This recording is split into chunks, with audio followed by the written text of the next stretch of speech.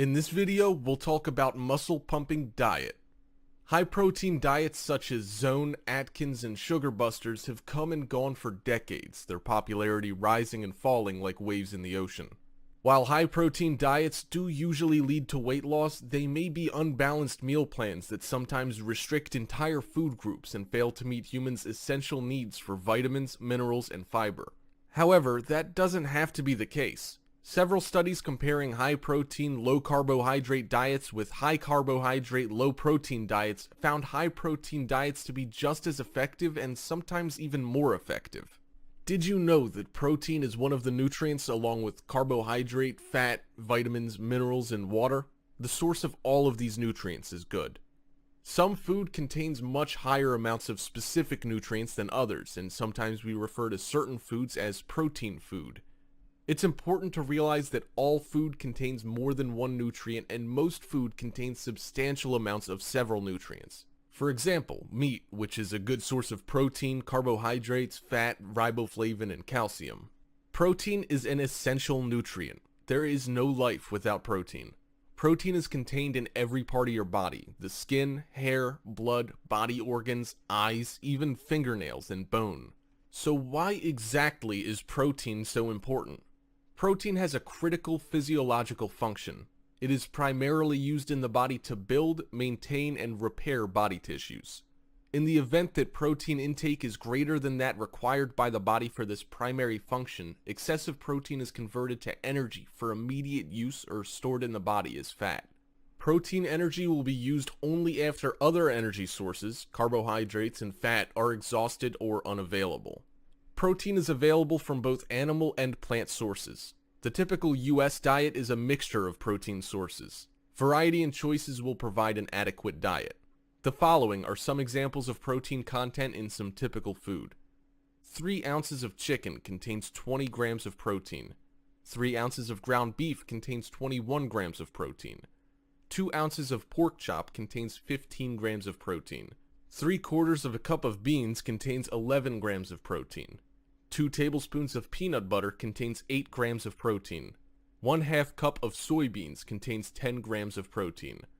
And if you're wondering about the protein serving size, here's some references. 1 ounce of meat is equal to the size of a matchbox. 3 ounces of meat is equal to the size of a deck of cards. 1 ounce of cheese is equal to the size of 4 dice or 1 slice. 2 tablespoons of nut butter is equal to the size of a ping pong ball. The amount of protein needed varies for different age groups, size, and growth stages. Even though an adult has achieved maximum growth, protein is required for maintaining body tissues. Periods of growth, including infancy, childhood, and pregnancy, increase the protein need to provide building materials. Physiological states such as injury, surgery, or burns increase the need for protein to provide repairing materials. Surveys have shown that Americans eat almost twice as much protein as their bodies need. This is probably because of ample supplies of high-quality protein and a preference for meat and other animal sources of protein. Food consumption surveys show an average protein intake of approximately 100 grams per day. About 70% of the protein is from animal products. The total protein intake supplies 12% of the total calories. Even with average intakes which are high, some segments of our population may have marginal protein intakes, including low-income, elderly, and pregnant and lactating women. In less developed countries, the protein deficiency disease kwashiorkor is seen in growing children. Now, let's talk about protein powder. It has become a popular protein source for people trying to improve athletic performance and build muscle mass. For people with cancer, they can provide necessary protein to their diet and help maintain muscle tissue during treatments when experiencing a lack of appetite for eating meats or other high-protein foods. Avoid protein powder that contains other ingredients such as creatine, vitamins, or minerals. While these may be high in protein, they tend to be low in calories, so adding higher calorie additions can be beneficial. Did you know that whey protein concentrate is very common and the most affordable form of whey protein? It does contain some lactose. Whey protein isolate is a more concentrated form of whey protein with little to no fat or lactose. It's an acceptable protein source for people on a lactose-restricted diet or with lactose intolerance. Hemp protein is a near-complete plant-based vegan protein that offers the inflammation-fighting power of omega-3 essential fatty acids and is high in fiber. Pea protein powder is a plant-based protein, vegan, and highly digestible. It has a fluffy texture. Soy protein powder comes in either soy protein isolate or soy protein concentrate. Compared to dairy-based protein powders, soy protein powders do not dissolve as well, may have a beany taste, and can cause gas for people sensitive to soy sugars. Furthermore, there are so many ways that you can add more protein into your diet.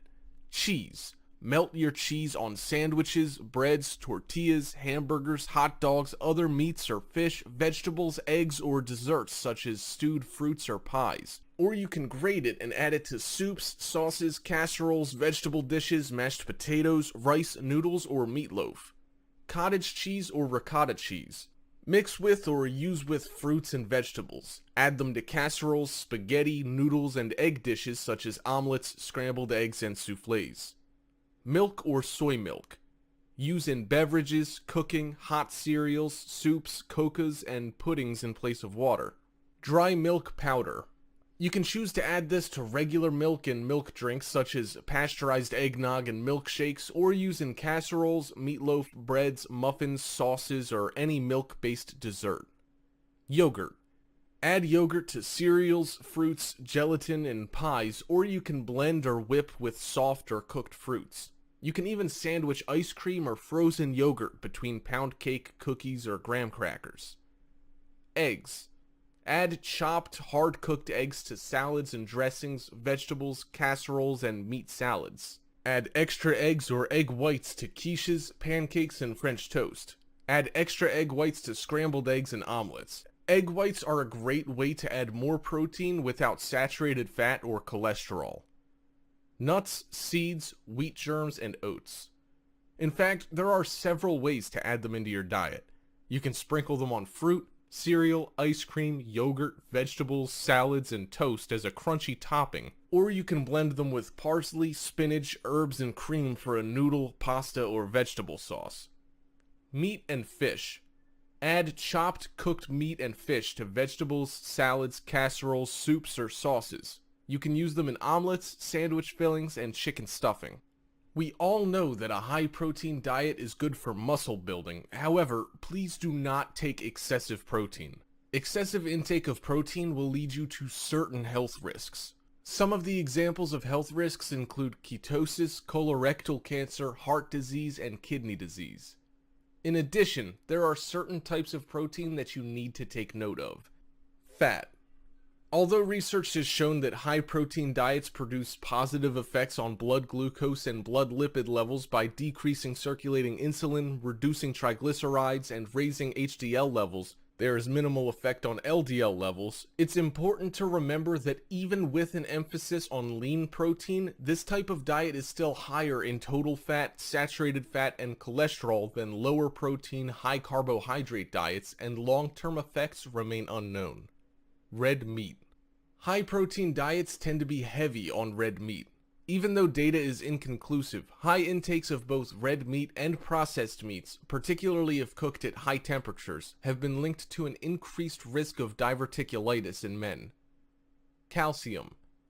Since high protein diets are directly related to a higher output of urinary calcium, researchers in the 1990s concluded that high protein intakes had an adverse effect on bones. We now know that's not the case. If accompanied by adequate calcium, about 3 servings of low-fat dairy per day or the equivalent, high-protein diets can not only increase calcium uptake, absorbing as much as 25%, but also enhance bone health, preserving bone even during weight loss, according to a 2008 Journal of Nutrition study.